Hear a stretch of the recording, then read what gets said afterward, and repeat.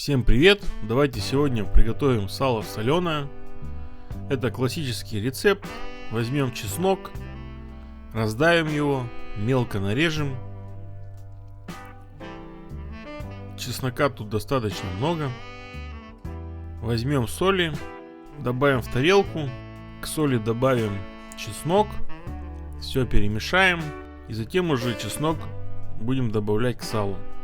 Как вариант, чеснок можно добавить в конце процесса соления.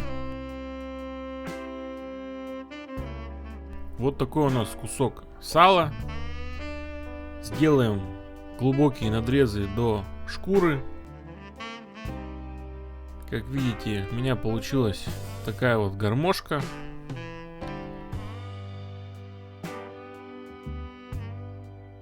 Затем возьмем пакет, в пакет сложим сало. На сало высыплем соль с чесноком. Наша задача, чтобы сало везде соприкасалось с солью. Распределим соль по салу. Завяжем пакет и уберем на 2 суток в холодильник. Через 2 суток достанем. Посмотрим наше сало. Сало у нас просолело. Сало можно кушать. Сало очень нежный, очень полезный, кстати, продукт.